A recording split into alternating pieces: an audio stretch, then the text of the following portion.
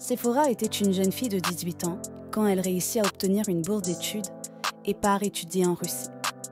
Elle était la fierté de sa famille, leur espoir.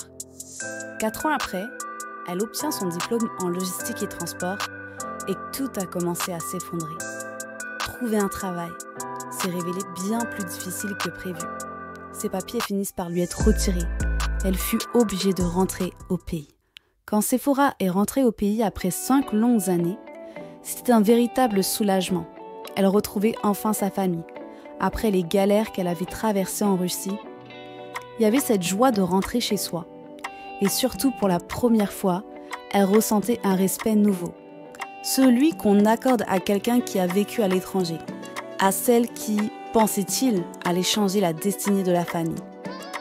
Mais rapidement, la réalité l'a rattrapée. Au début, tout semblait parfait, mais très vite, les choses ont commencé à se compliquer. Quand ses proches ont compris qu'elle n'avait rien, que son diplôme n'avait pas encore porté ses fruits, les attitudes ont changé. Les recherches d'emploi, qui avaient déjà été un calvaire en Russie, ont repris de plus belle, mais cette fois avec encore plus de pression. Les jours passaient, les réponses négatives s'accumulaient, et avec elles, les tensions au sein de la famille. Les disputes sont devenues fréquentes, les reproches fusaient. Mais comment se fait-il que tu n'aies rien trouvé, avec tout ce qu'on a sacrifié pour toi? La situation est vite devenue invivable. Un jour, après une énième dispute, ses parents lui ont clairement fait comprendre qu'elle ne pouvait plus rester sous leur toit. Chassée de la maison familiale, elle s'est retrouvée sans autre choix que de demander refuge chez sa tante. Chez sa tante, Sephora a essayé de se reprendre. Pour survivre, elle a commencé à vendre des mangues au marché, espérant gagner de quoi subvenir à ses besoins. Mais cela ne suffisait pas. Déterminée à s'en sortir, elle a essayé d'apprendre à coudre, puis à coiffer, tout ce qu'on lui disait qui pouvait rapporter un peu d'argent. Mais malgré tous ses efforts, rien ne semblait suffire. Elle se battait pour maintenir un standard de vie, car après tout, elle faisait partie de la diaspora, celle qui était censée réussir. Mais à ce moment-là, tout ce qu'elle ressentait, c'était un profond sentiment d'échec.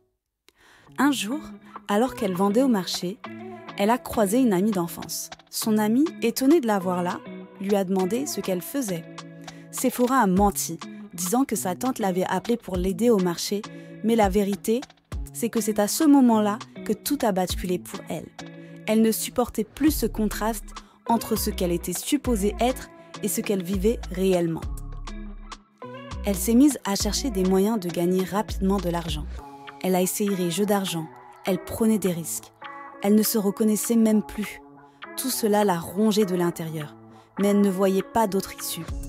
Puis est venu ce soir-là, le soir où tout a changé.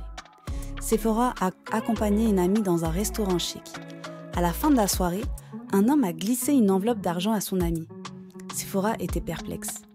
C'est là que son amie lui a tout expliqué, comment elle gagnait cet argent si facilement. Et c'est ainsi que Sephora est tombée dans la prostitution. À partir de ce moment-là, tout a changé. C'était comme si elle avait perdu son innocence. Chaque jour, elle se répétait en silence « Tout ça pour de l'argent, juste pour de l'argent ?» Ce choix qui lui avait d'abord semblé une solution temporaire est rapidement devenu un fardeau insupportable. Sephora regrettait amèrement ce qu'elle faisait. Elle détestait ce monde dans lequel elle était rentrée, où l'argent semblait être la seule mesure de la valeur d'une personne. Plus elle s'enfonçait, plus elle se détestait. Chaque fois qu'elle regardait son reflet dans le miroir, elle voyait une version d'elle-même qu'elle ne reconnaissait même plus. Cette jeune femme pleine d'espoir, partie étudier à l'étranger avec tant de rêves, avait disparu, remplacée par quelqu'un d'autre, quelqu'un qu'elle méprisait. Les jours sont devenus des nuits sans fin. Les mensonges à sa famille se sont accumulés. Et la honte s'est installée profondément en elle. Sephora vivait une vie de mensonges, souriant devant ses parents, tout en sachant qu'ils n'avaient aucune idée de la vérité. Chaque billet qu'elle leur donnait lui rappelait sa trahison à elle-même. Elle mentait à ses parents, elle mentait à ses proches, disant qu'elle avait trouvé un bon travail. Ils étaient heureux, soulagés, et l'ont acceptée de nouveau dans la maison, sans jamais se demander d'où venait cet argent. Sephora, elle, vivait dans un mensonge qui continue encore aujourd'hui. Si Sephora a demandé qu'on raconte son histoire, c'est pour alerter. Son histoire est un avertissement pour tous ceux qui se sentent piégés par les attentes et les pressions familiales, mais c'est aussi un appel aux familles de prendre leurs responsabilités.